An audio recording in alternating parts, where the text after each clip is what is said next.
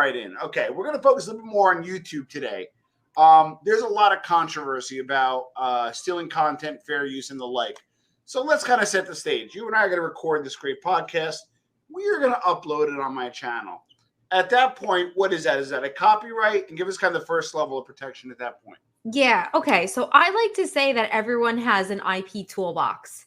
And in that toolbox, you can use different tools to protect the business.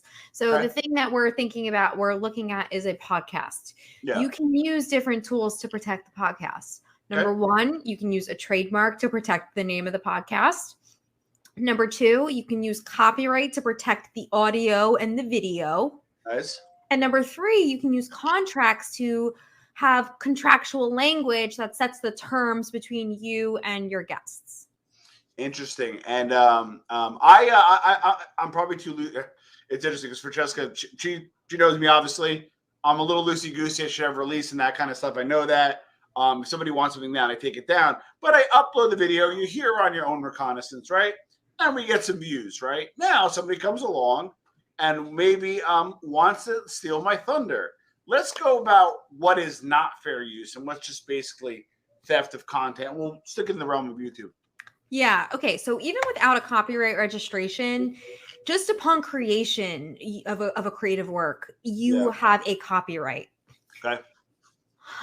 A registration, however, is required if you want to actually sue someone in court. So let's say that someone is stealing your stuff and you don't have a registration. It's going to be really hard to get them to take it down.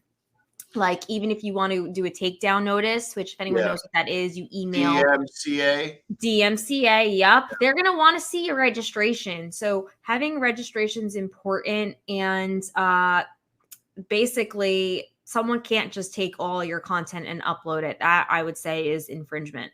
Got it. Okay. So unpack that a little bit, right? Somebody takes my content, they put it up. Within the ecosystem of YouTube, it's pretty easy. They let you know, hey, here's your duplicate copy.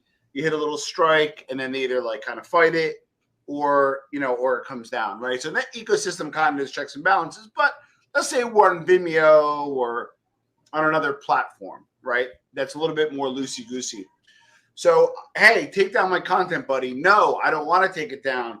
In order for it to be enforceable, right, in law, so you have to register that said content, correct? To really enforce. And that's like this, think about it, without a registration, you can try, but it's going to be really hard. Having a registration is actually required to sue someone. So you can send them a demand letter without a registration number. It happens a lot.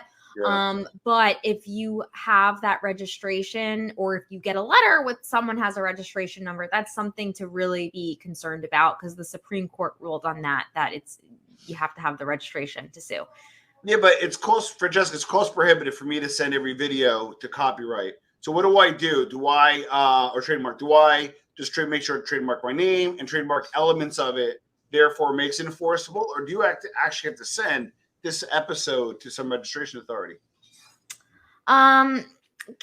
Because there's a couple of different things. Can you just? Yeah. So I upload my video, right? And somebody uses it and they profit off me, and I want to sue, right?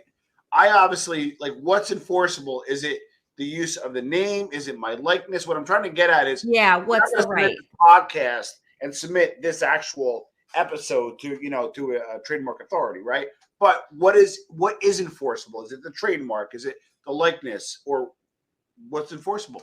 That's the IP tools, right? Yes. So you can use them to protect your business, and you also have those tools to enforce your business. So if they're using the name, you can potentially, depending on the situation, you can sue for trademark infringement of the name. Okay. Then there's copyright. You can't just take someone's audio and video and use it and profit from it in some way, or even not even profit, just using it and harm someone. Yeah. And then you mentioned someone's name, likeness, and image. So the right to their publicity, that is also another intellectual property right that's separate. So if I were